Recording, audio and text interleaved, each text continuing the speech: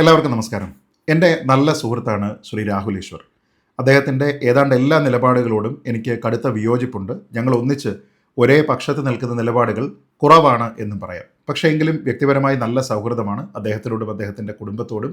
അതേ സ്നേഹം അദ്ദേഹം എല്ലായ്പ്പോഴും തിരികെ നൽകാറുമുണ്ട്. അതുകൊണ്ട് തന്നെ ഞങ്ങൾക്ക് അങ്ങോട്ടും ഇങ്ങോട്ടും പല വേദികളിലും ചർച്ചകളിലുമൊക്കെ തന്നെ വ്യത്യസ്തമായിട്ടുള്ള അഭിപ്രായം പറയുന്നതിനോ പോരടിക്കുന്നതിനോ ഒക്കെ തന്നെ വ്യക്തിബന്ധത്തിനെ അത് ബാധിക്കും എന്നുള്ള ഒരു ആശങ്ക പോലുമില്ല എന്നുള്ളത് ഒരു വസ്തുതയാണ്. അദ്ദേഹം പലപ്പോഴും ഞാൻ പറഞ്ഞിരിക്കുന്ന പല അഭിപ്രായത്തിനെയും വിമർശിച്ചുകൊണ്ട് എന്നോടൊരു വാക്കുപോലും ചോദിക്കാതെ അദ്ദേഹത്തിൻ്റെ ചാനലിൽ വീഡിയോ ചെയ്തിട്ടുണ്ട്. അതേപോലെ തന്നെ ഞാനും ചെയ്തിട്ടുണ്ട്. അത് ഒരുപക്ഷെ വളരെ ടോളറൻ്റ് ആയിട്ടുള്ള രണ്ട് വ്യക്തികളുടെ വളരെ മെച്യൂറായിട്ടുള്ള ഒരു സൗഹൃദത്തിൻ്റെ പ്രതീകമായിട്ടാണ് ഞാൻ കാണുന്നത്. അദ്ദേഹവും അതുപോലെ തന്നെയാണ് കാണുന്നത് എന്നാണ് ഞാൻ മനസ്സിലാക്കുന്നത്. വിയോജിപ്പിനുള്ള അതേ സ്വാതന്ത്ര്യം ഉപയോഗിച്ചുകൊണ്ടാണ് ശ്രീ രാഹുലിൻ്റെ ഒരു നിലപാടിനെക്കുറിച്ച് അല്ലെങ്കിൽ നിലപാടില്ലായ്മയെക്കുറിച്ച് ഇങ്ങനെ ഒരു വീഡിയോ ചെയ്യേണ്ടി വരുന്നത്. നോക്കാം. ഈ വിഷയം പാലത്തായി കേസുമായി ബന്ധപ്പെട്ടതാണ്. അതിനു മുമ്പ് ഞാൻ എന്തുകൊണ്ടാണ് ഇത് പറയുന്നത് എന്ന് വെച്ചാൽ, നമുക്കറിയാം നമ്മുടെ നാട്ടിൽ ഒരു പുരുഷ കമ്മീഷൻ ഉണ്ടാകണം എന്നതിൻ്റെ കോസ് ചാമ്പ്യൻ ചെയ്ത വ്യക്തിയാണ് ശ്രീ രാഹുൽ ഈശ്വർ. നമ്മുടെ നാട്ടിൽ ഒരു വനിതാ കമ്മീഷനുണ്ട്, എന്നാൽ ഒരു പുരുഷ കമ്മീഷനില്ല. അതുകൊണ്ട് തന്നെ അത് ഡിസ്ക്രിമിനേറ്ററി ആണ് എന്ന് ചിന്തിക്കുന്ന നിരവധി ആൾക്കാരുണ്ട്.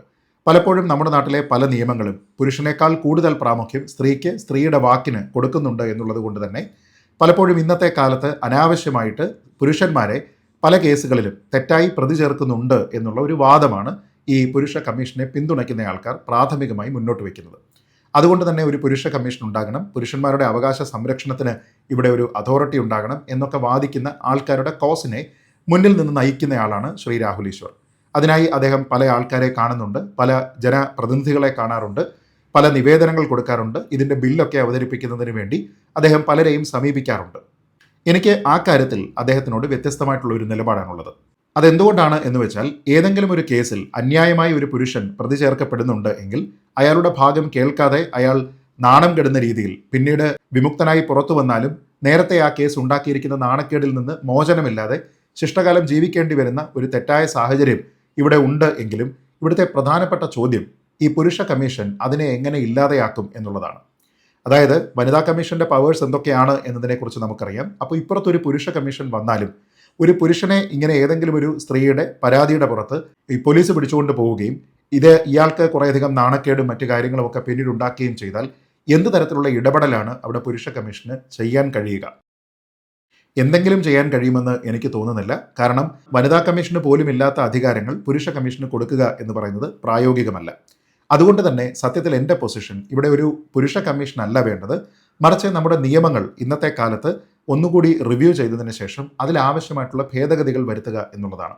അതായത് ഒരു സ്ത്രീയുടെ വാക്കിനെ കേട്ടുകൊണ്ട് പൂർണ്ണമായും ഒരു എൻക്വയറി നടത്തുന്നതിന് മുമ്പ് തന്നെ ഒരു പുരുഷനെ പിടിച്ചുകൊണ്ട് പോകാനുള്ള ഒരു നിയമം നമ്മുടെ നാട്ടിലുണ്ട് എങ്കിൽ അത് പരിഷ്കരിക്കപ്പെടണം.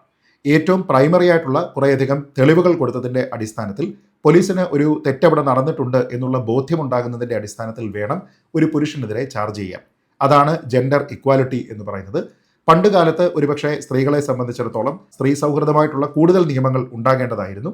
എന്നാൽ ഇന്നത്തെ കാലത്ത് എല്ലാവർക്കും ഒരു ഇക്വാലിറ്റി എന്നത് ഒരു കോമൺ അണ്ടർലൈൻ മെസ്സേജ് ആണ് എന്ന് സമൂഹത്തിൽ ബോധ്യമായിട്ടുള്ള ആൾക്കാരെ സംബന്ധിച്ചിടത്തോളം, അല്ലെങ്കിൽ സ്ത്രീപക്ഷ നിയമങ്ങളെ പലരും തെറ്റായിട്ട് ഉപയോഗിക്കുന്നുണ്ട് എന്ന് വന്നിരിക്കുന്ന ഒരു സാഹചര്യത്തിൽ ഈ നിയമങ്ങളൊക്കെ തന്നെ റിവ്യൂ ചെയ്യപ്പെടുകയും അതിൽ എന്തെങ്കിലും ഒരു പെർസീവ്ഡ് ബയാസ് ഉണ്ടെങ്കിൽ അതിനെ ഇല്ലാതെയാക്കുക എന്നുള്ളതുമാണ് പ്രധാനം. അതുകൊണ്ട് ഈ പുരുഷന്മാർ അകാരണമായിട്ട് തെറ്റുകാരായിട്ട് ചിത്രീകരിക്കപ്പെടുന്നു എന്നുള്ള യഥാർത്ഥ പ്രശ്നത്തിന് പരിഹാരം എന്നുള്ളത് ഒരു പുരുഷ കമ്മീഷൻ അല്ല, മറിച്ച് നമ്മുടെ നാട്ടിലെ നിയമങ്ങളുടെ ഒരു ഹോളിസ്റ്റിക് റിവ്യൂവും അതിൻ്റെ പരിഷ്കാരവുമാണ് എന്നുള്ളതാണ് ഞാൻ കരുതുന്നത്.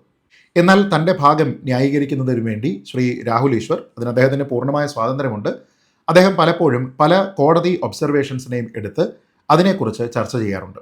ഉദാഹരണത്തിന് നമുക്കറിയാം, ഇവിടെ നിവിൻ പോളിയുമായി ബന്ധപ്പെട്ട് ഒരു കേസ് ഉണ്ടായിരുന്നു. ആ കേസ് പ്രത്യക്ഷത്തിൽ തന്നെ കെട്ടിച്ചമച്ചതാണ് എന്ന് നമുക്ക് ബോധ്യമുണ്ടാകുന്ന കേസായിരുന്നു. ആ സമയത്ത് ആ കോസിനെ ചാമ്പ്യൻ ചെയ്യുന്നതിന് വേണ്ടി നിവിൻ പോളിയുടെ ഉദാഹരണം, അന്ന് കോടതി പറഞ്ഞിരിക്കുന്ന കാര്യങ്ങൾ, ഇതൊക്കെ തന്നെ രാഹുൽ ഈശ്വർ പറഞ്ഞ് അതിനെക്കുറിച്ച് പരസ്യമായിട്ടുള്ള അഭിപ്രായമൊക്കെ പ്രകടിപ്പിക്കുന്നത് നമ്മൾ കണ്ടതാണ്.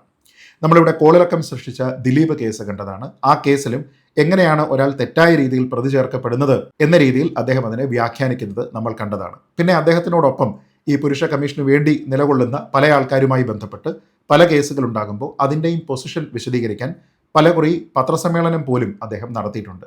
ഇങ്ങനെ നമ്മുടെ നാട്ടിലുള്ള പുരുഷന്മാരോട് ഒരു ലീനിയൻസി ഏതെങ്കിലും ഒരു സമയത്ത് ഏതെങ്കിലും കോടതി പരാമർശം വാക്കാൽ തന്നെ ചെയ്തു കഴിഞ്ഞാൽ അതിനെക്കുറിച്ച് അഭിപ്രായം പറയുന്ന ശ്രീ രാഹുൽ ഈശ്വർ എന്തുകൊണ്ടോ ഈ പാലത്തായി കേസിൽ ഹൈക്കോടതിയുടെ ഒരു സുപ്രധാന നിരീക്ഷണം, ഒരു നടപടി അതുണ്ടായിട്ടും അതിനെക്കുറിച്ച് പരസ്യമായി പ്രതികരിച്ച് കണ്ടില്ല എന്നുള്ളതാണ് എൻ്റെ ആശങ്ക. നമുക്കറിയാം, പത്മരാജൻ എന്ന പേരിലുള്ള ഒരു സ്കൂൾ അധ്യാപകൻ ആ സ്കൂളിലുണ്ടായിരുന്ന 10 വയസ്സുകാരിയായിട്ടുള്ള ഒരു പെൺകുട്ടിയെ പീഡിപ്പിച്ചു എന്നുള്ളതായിരുന്നു പാലത്തായി കേസ്. വിചാരണ കോടതി ഈ മാഷ് കുറ്റക്കാരനാണ് എന്ന് കണ്ടെത്തുന്നു, അദ്ദേഹത്തെ ജീവപര്യന്തം ശിക്ഷയ്ക്ക് വിധിക്കുന്നു. എന്നാൽ അദ്ദേഹം കൊടുത്തിരുന്ന അപ്പീൽ പരിഗണിച്ച് ഹൈക്കോടതിയുടെ 2 അംഗ ബെഞ്ച്, അതും ശ്രീ രാജാ വിജയരാഘവനും ശ്രീ KV ജയകുമാറും അടങ്ങിയിരിക്കുന്ന 2 അംഗ ബെഞ്ച് അത് പരിശോധിച്ചതിന് ശേഷം അപ്പീലിൽ കുറെ കാര്യങ്ങളുണ്ട് എന്ന് അവർക്ക് പ്രഥമദൃഷ്ട്യാ ഉണ്ടായ ബോധ്യത്തിന്റെ അടിസ്ഥാനത്തിൽ ആ വിധി മരവിപ്പിക്കുകയും ഈ മാഷിനെ ജാമ്യത്തിൽ വിടുകയും ചെയ്തു. ഈ അപ്പീൽ ഇപ്പോഴും തീരുമാനമായിട്ടില്ല, അത് ഇനി പരിഗണിക്കേണ്ടതായിട്ടുണ്ട്. പക്ഷേ ഈ അപ്പീൽ പരിഗണിക്കുന്ന വേളയിൽ ഈ പ്രതിയുടെ ഭാഗത്ത് നിന്ന് സബ്മിറ്റ് ചെയ്തിരിക്കുന്ന വിവരങ്ങൾ തള്ളിക്കളയാൻ കഴിയില്ല എന്നാണ് പറയുന്നത്.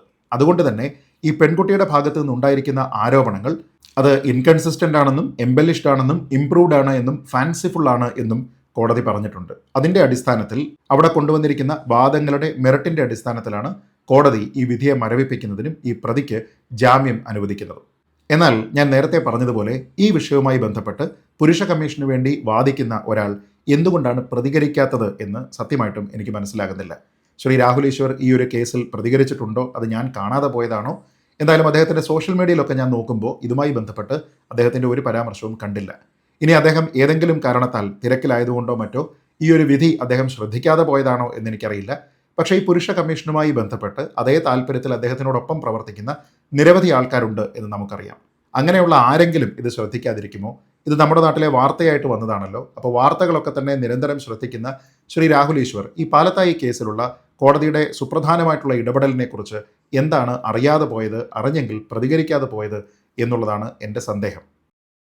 അതുകൊണ്ട് എനിക്ക് അദ്ദേഹത്തിനോട് അഭ്യർത്ഥിക്കാനുള്ളത്, ഈ വിധി അദ്ദേഹം പഠിച്ചതിന് ശേഷം, അദ്ദേഹത്തിന് വേണമെങ്കിൽ ഞാനത് അയച്ചു കൊടുക്കാം, അത് പഠിച്ചതിന് ശേഷം അദ്ദേഹം അതിനെക്കുറിച്ച് സത്യസന്ധമായിട്ടുള്ള ഒരു പ്രതികരണം നടത്തേണ്ടതാണ്. ഇതിലെവിടെയാണ് ശരി, എവിടെയാണ് തെറ്റ്, എന്തൊക്കെയാണ് ആ ആർഗ്യുമെൻറ്റിലുള്ള മെറിറ്റ്, എന്തൊക്കെയാണ് കോടതി അവിടെ കണ്ടെത്തിയിരിക്കുന്ന കാര്യങ്ങൾ, ഇതിനെക്കുറിച്ച് അദ്ദേഹത്തിൻ്റെ ഭാഗത്തു നിന്നും ഒരു അഭിപ്രായം വരുന്നത് നന്നായിരിക്കും എന്നാണ് എനിക്ക് പറയാനുള്ളത്. അദ്ദേഹത്തിനോടൊപ്പം ഈ പുരുഷ കമ്മീഷനുമായി ബന്ധപ്പെട്ട് പ്രവർത്തിക്കുന്ന നിരവധി ആൾക്കാരുണ്ട്.